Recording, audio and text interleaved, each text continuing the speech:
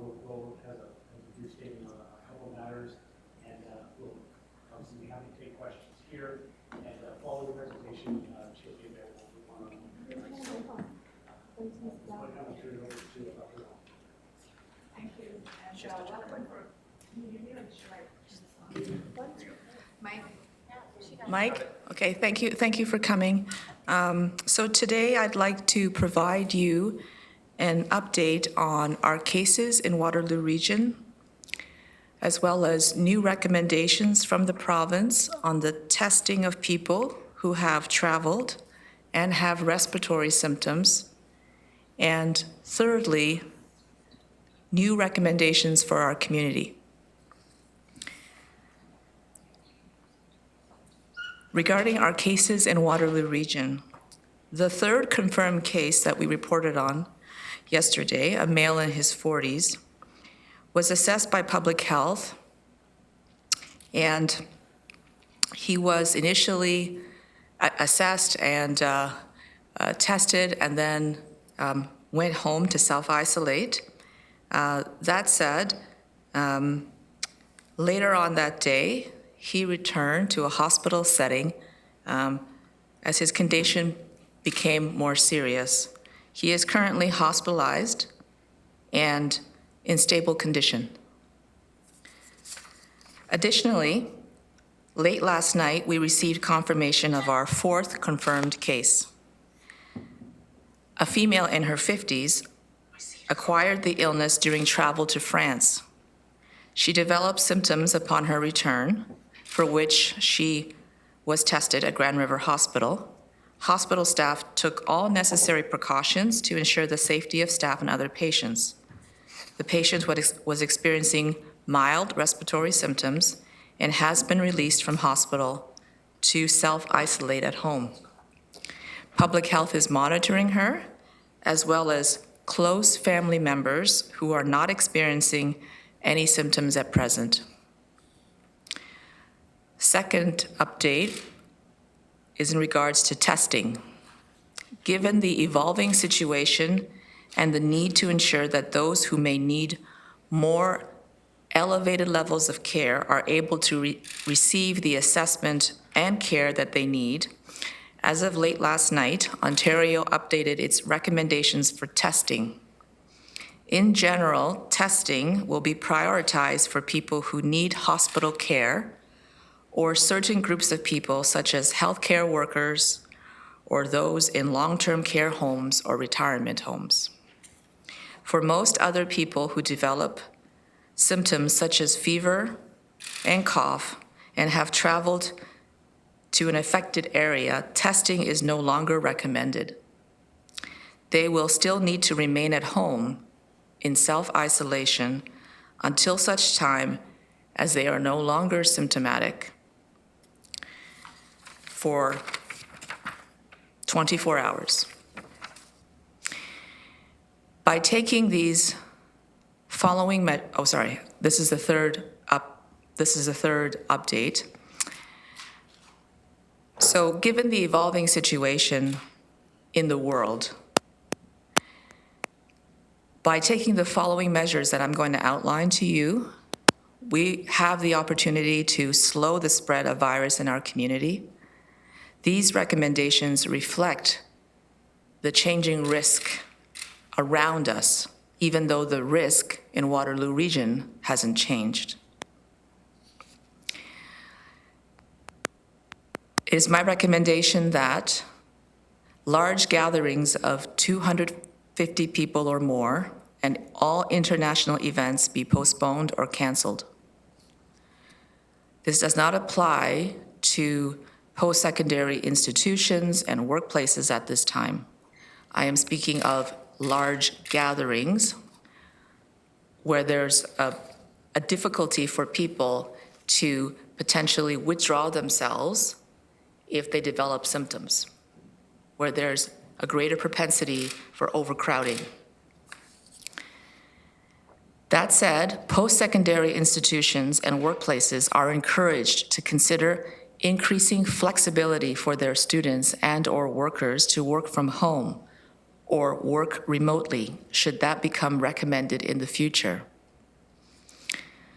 Second recommendation, Waterloo Region residents postpone all non-essential travel outside of Canada, including to the United States.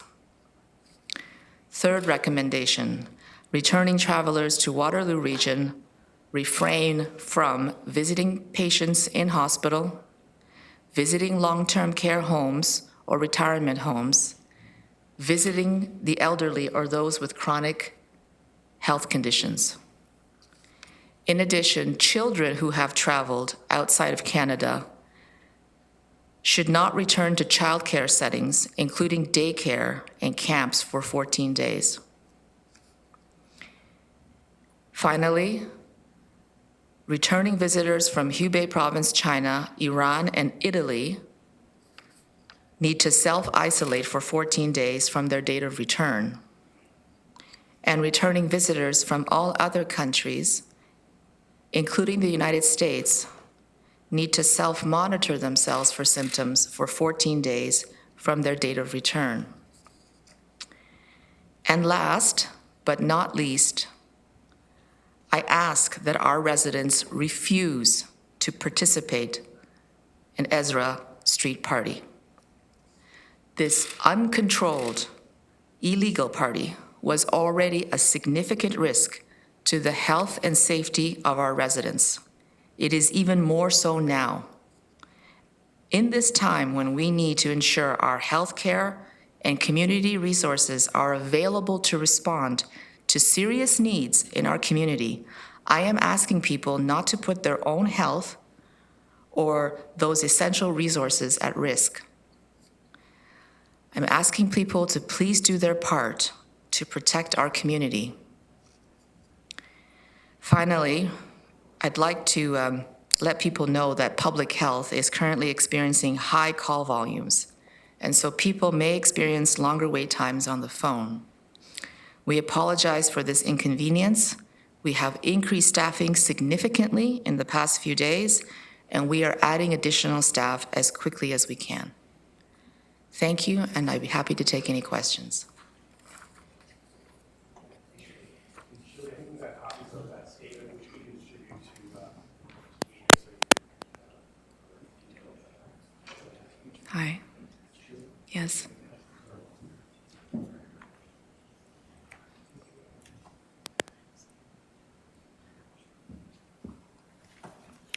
Hi there, Liz Montero from The Record. Dr. Wang, just wanted to ask you specifically related to Ezra. And so you're asking citizen or people to refuse to participate in Ezra. So you're asking, not telling. So I'm just wondering how much you can enforce that. Because the chief this morning also pleaded with an emotional appeal to ask partiers not to go. But we expect that some people may attend. So how do you, other than appealing, encouraging, asking, can you do anything else to make sure they don't show up? No, I cannot enforce that recommendation. No. Okay. All right, so you're just relying on their good sense to not come out. Yes, I hope that they listen. I hope they think about not only themselves, but about our healthcare and community resources that need to be available and not tied up with things that are unnecessary at this time. So I'm hoping that they think about that. Okay, I think Catherine will.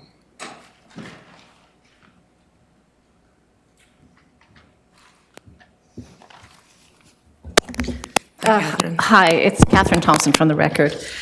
I have a bunch of questions. I'm just wondering if you could clarify, just with regard to the cases, the man in his 40s who was the third case, when did he present? Yes. When was he hospitalized? And you said he's in stable condition. If you could clarify, is he in stable condition in ICU? Is he in stable condition? Yes. So, yesterday when I announced the third case, I had said that he had been released from hospital and was recovering at home. Later on in the day, he went back to hospital. And he is currently in hospital, and I won't specify where in the hospital, but he is in stable condition. Okay, I just wondered if you could also clarify with regard to family members of those cases that have been diagnosed. What is the recommendation Yes. from your office for those people? Do they have to self-isolate? Yes. Do they have to be tested? I don't know. Yes. So, yes, they need to self-isolate if they've been in close contact, which usually family members have been. And they definitely are cooperating with us when we ask them to do this. And we no longer will be testing people who do not need hospital care. So right now, though, for the cases that I have announced in the past, their contacts were previously tested, and we're still awaiting some results from that. But going forward, I apologize. Contacts of cases will be tested still. So yes, so if their contacts have symptoms, then they will be tested. So they'll be tested, contacts will be tested if they have symptoms? That's right. Okay, thank you. I also had some questions. Do you have any idea how many people in Waterloo Region are in self-isolation right now? I don't have that number offhand, but I don't have that number offhand. Do you have is it like a handful, or are we talking dozens? I would say there's, there are dozens of people, because if you have returned from a high-risk country, or actually, there's more and more countries that have cases, and so if you've returned from a country that's been affected and you have symptoms, you are to self-isolate. So there are dozens and dozens of people that are self-isolating in our community, yes. Okay, thank you. I just wondered if you had any directions or recommendations with regard to people visiting long-term care Yeah.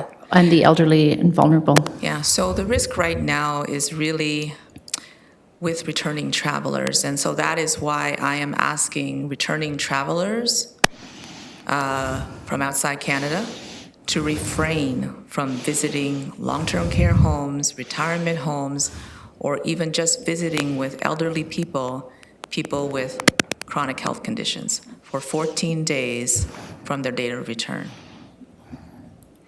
But for the rest of the population, it's still fine to visit your elderly loved ones? Okay. Yes. I also wondered if you could clarify if there's any directive or recommendations with regard to what strikes me as another vulnerable population, but I don't know if they are, like homeless people, shelters such as St. John's Kitchen. Are there any special recommendations or help for them? We're working with the organizations that service these populations to make sure that they have our recommendations in terms of how to make the settings as safe as possible. So at this stage, we don't have any decision to close shelters and have people housed in hotels or anything like that? Nope, not at this point. Okay. Can you give any indication when testing centers? I know there was some discussion about yes. testing centers. That's a good question. That was when we were testing everyone. Right. And we were testing mild cases, and that was the direction from the province. But now the direction has shifted. And so we're going to reassess whether the assessment centers are still needed, because this is going to cut down considerably on the number of people that need to be tested. So the mild cases in the community will no longer need to be tested. They will need to stay at home, though, and self-isolate until their symptoms are no longer there, and for 24 hours after their symptoms are gone. So no plan to have testing centers? I'm going to have to reassess that. I can't say at the moment, but we're going to have to see what these new testing requirements do to the volume. of the volume in terms of patients who need to be tested. Right, and Yeah. I'm not sure if my numbers are hazy on this. My understanding, was it like 90-ish yesterday that had been tested altogether? Yeah, it was about 2 days ago. We have actually more than 90 that have been tested. We have a lot more, but we've had 90, as of yesterday, we had over 90 that had been tested and had come back negative. Okay. But there's been quite an increase in the number of people that have undergone testing in the last couple of days even. And so there's dozens more that have been tested and for whom we're awaiting test results. Okay, thank you. That's it for my questions. I don't know if anybody else has any.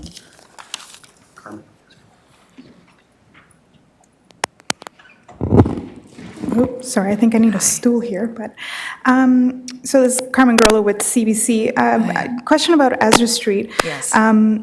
There are hundreds of other students that are coming out to Ezra Street Yes. from other different communities and different universities. Yes. Is public health in contact with other public healths from other cities with these recommendations about not attending?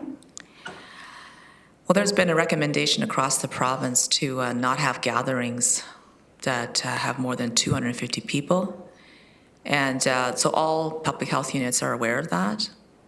Obviously, there's nothing we can do to stop people from gathering if they want to gather, but I really hope that they listen. And I really hope the word gets out, and I really hope that people are not only going to refuse to go, but they're going to encourage their friends and acquaintances to not go either. Are hospitals going to be prepared if people end up coming out? And Yes, they have... my understanding is that the healthcare partners, as well as the community partners like police and city, they have plans in place for Ezra, and if the situation escalates, so I believe they're well prepared. The reason I'm asking people not to go is because it's already a very unsafe environment. Even if we did not have coronavirus, it would be a very unsafe environment.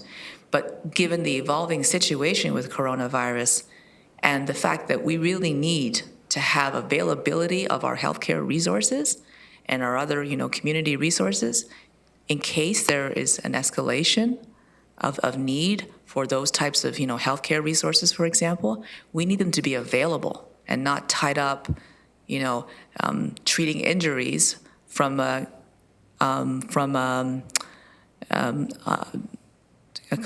completely unnecessary and dangerous event. Yeah. And also yesterday when we spoke, the woman in her 60s who came back from the cruise, you mentioned that there was 2 family members that she Yes. traveled with. And Yes. do we have any update on their cases? We don't have at this time, no. Okay. I think those were all my questions. Okay.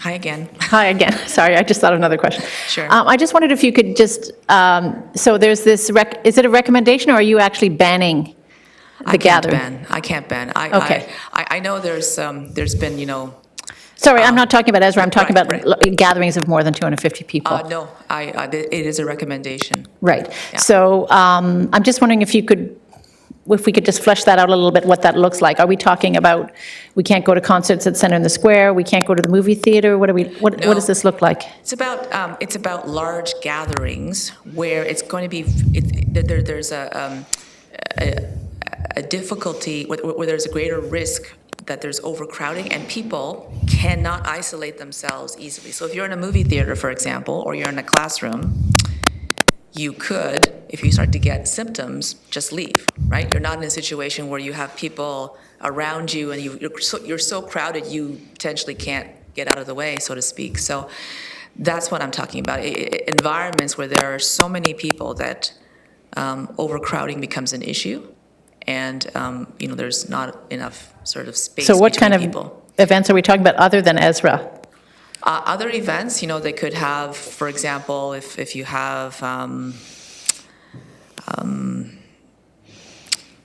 other public events where there's a lot of people congregating together.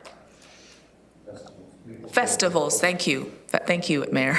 So festivals are an example, Yeah. But things like a wedding or a concert at Center in the Square could still proceed? I'm just trying to clarify for people, Yeah. right? Yeah, yeah, it's you know, environments where, it's environments where you don't have that orderly sort of distribution of people, where you can have a lot of difficulty in making sure that people can, you know, pull themselves out of the environment should they have symptoms, where there's a greater risk of being really overcrowded. Okay. Yeah. So it's not it's like it depends. I would have to, it's not just the fact that there's 250 people. It has to be 250 people that are in a very crowded environment, in a cramped, not cramped necessarily space, but they are very, very close together.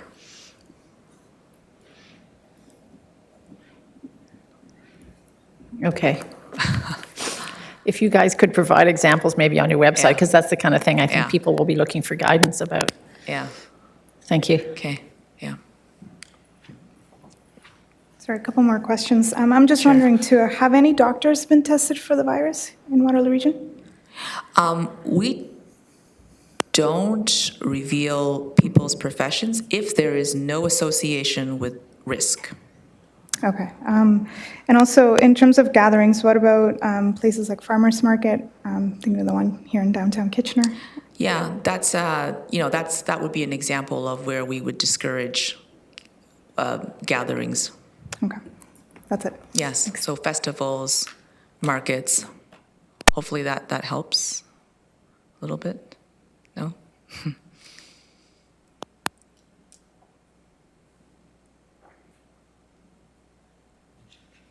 Are there any other questions of Dr. Wong?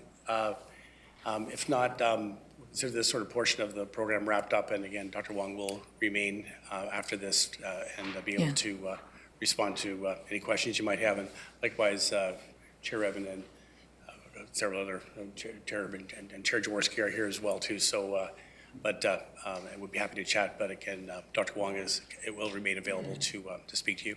Thank you again for coming out on short notice. Thank you.